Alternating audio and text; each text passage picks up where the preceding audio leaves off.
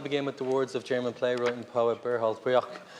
The first time it was reported that our friends were being butchered, there was a cry of horror. Then 100 were butchered. But when 1,000 were butchered and there was no end to the butchery, a blanket of silence spread.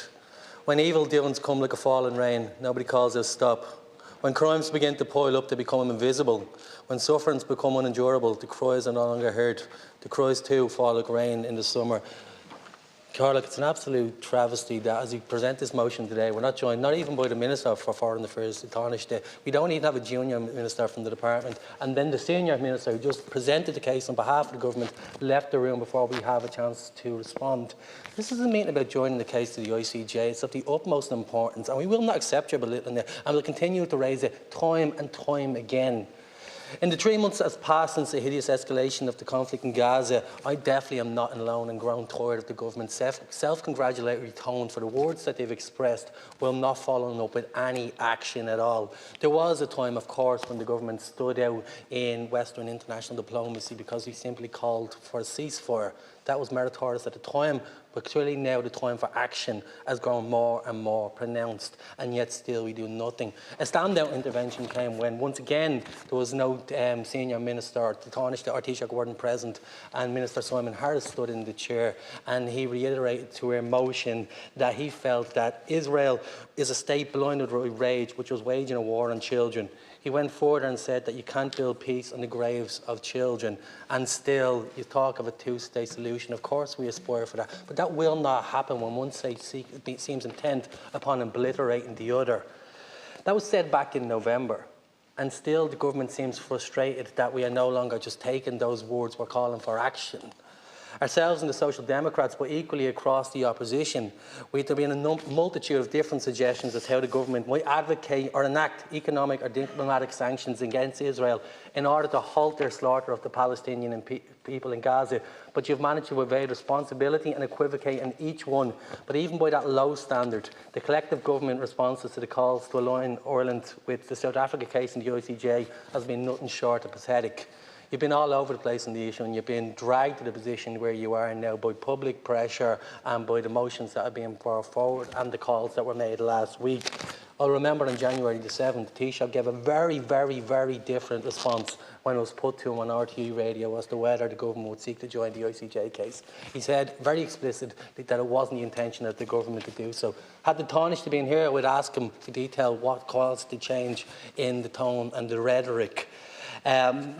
I had questions in relation to that interview for the Minister, to Taoiseach and his role as Minister for Foreign Affairs, most specifically in relation to the Taoiseach's same statements in that where he evoked the Holocaust, the greatest example of man's cruelty to one another that was perpetrated against the Jewish people throughout Europe as a justification for not meeting our own obligations under the UN Convention on the Prevention of the Crime of Genocide. That was born out of the horrors of that atrocity and the subsequent global conviction that never again should mean precisely that, a cry that has been echoed by incredible Jewish voices for peace, such as the Jewish Voices for Peace, Bet Salam, and other courageous voices from the Jewish community. Equally, the Taoiseach in that same interview referred to what he described as other genocides and went on to refer to the Armenian genocide. That was incredible in the sense that it was the first time a senior government minister, no less the Taoiseach, referred and acknowledged the Armenian genocide. And as I stand here, I'm conscious that I've used the phrase genocide already on a number of occasions, and I promise that I feel the weight coursing through my veins each time I utter that word, as I'm sure did the Taoiseach when, in his capacity as Taoiseach at that time, he tweeted on the 8th of April 2022 the following: "We utterly condemn the slaughter of innocent civilians in the Kramatorsk train station today. The horrific attack is further evidence of the barbaric nature of Russia's war on Ukraine," and he continued, "This is genocide and those responsible must be held to account." The Taoiseach said that 8 weeks into Russia's horrific invasion of the Ukraine. The Taoiseach said it. What I would have asked is, given that he said that about the Kramatorsk train station attack, which is seared into all of our collective memories, which killed 63 civilians, which included 9 children and 150 more were wounded, does he not feel equally the hypocrisy when he fails to apply the same urgency and expression to Gaza, where just this week, both Oxfam and Troker have outlined that Israel is killing more than 250 people per day. And as we all know, Israel distinguishes not between civilian or combatant. And to emphasise that point further, a reference to Save the Children report that captured that since October the 7th, 10 children per day are losing either one or both legs in bombings by Israel.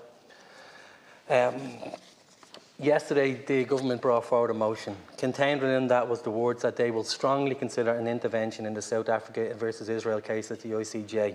Strongly consider. What exactly does the government mean by strongly consider an intervention? The government will know that Ireland ratified the UN Convention on the Prevention and Punishment of the Crime of Genocide in 1976 and states explicitly in Article 1 of this convention is the obligation for states to prevent genocide. It appears a tactical point on the Taoiseach's part at this point to conflate the responsibilities of the court with that of ourselves as a state actor. So allow me to reiterate the requirement. Under Article 1 of the Convention, our responsibility as a state is to prevent genocide. It is not our role to define genocide, nor is it our role to prosecute it after the fact. It is our role to prevent it. We as a signatory have an obligation to assess the risk where there appears obvious threat of genocide occurring. We are obliged to express those fears both to the court, but prior to doing so, we are tasked with operating a dispute mechanism with Israel. I wanted to ask the Taoiseach if he has yet to do that. We keep talking about the necessity of keeping diplomatic channels open. Should the Irish government find the courage to take a case to the ICJ, will we be able to point to documented references for which the Irish government have conveyed our dismay, displeasure, or horror, whatever you want to call it, at any number of the atrocities Israel is committing in Gaza at the moment? We have to, again, you've told ourselves in the media on a number of occasions this week that the Irish state can't legally intervene in the South Africa case at the moment, as if that was new information to anyone. But it isn't, and it's explicitly provided for in that reality in our motion when we said that we should intervene as a matter of urgency and at the earliest available opportunity. That is in our motion. That's what you've amended and taken out. We were careful in choosing those words because of the reality of the court, but equally we said urgently in the expectation that the government will endeavour on a tepid approach that is probably best encapsulated in the use of the phrase strongly consider in your own amendment. But you are absolutely not hamstrung to act in the case before the ICJ in terms of preliminary findings.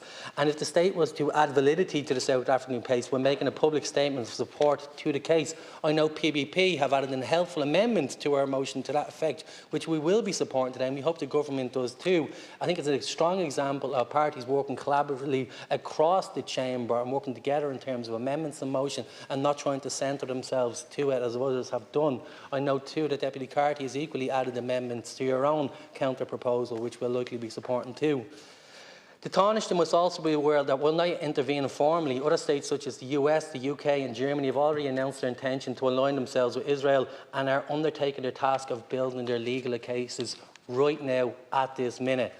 Equally, we can begin that process on the side of South Africa if we only have the courage, and it will require courage, to go beyond ourselves and stand for something more than the illusion of statesmanship and seeming content that we have done just a little bit more to stand slightly above the former colonisers and states who very recently in history were complicit in their own forms of genocide. They're acting in accordance with their history. We should remember ours as we seek to endeavour to support the South African case, but also support the people in Gaza who are undergoing an incredible horrors that we do believe are tantamount to the crimes of genocide. And you don't have to wait for the ICJ to make a preliminary finding before your government undertakes a rigorous legal assessment of the facts. And we should be doing that process right now. But rather, have you not already read the opinions of former President Mary Robinson in her statement on behalf of the elders? Or the statements of Professor Sean Mullally or Mary Lawler, who were part of the UN Independent Expert Statement on November 16th, and subsequently used in South Africa's submission to the ICJ, where another Irish human rights lawyer, Blina Nagralja, was exemplary in her contribution on behalf of the South African case. That is absolute examples of Irish human rights lawyers standing up and already giving legal opinion to what we're seeing with our eyes. We don't need to wait for a rigorous legal assessment, but more to the point, where does that burden have to fall on South Africa? In addition to making observations or aligning, we can also enact our own proceedings to the ICJ that could complement the South African case. There's a multitude of different ways in which we do it. There was a foreign policy achievement of this government in 2022. It was the restriction on the munitions of large-scale munitions in an urban environment. That we got 82 other states to sign up to that. It was a foreign policy achievement. You may as well rip it up.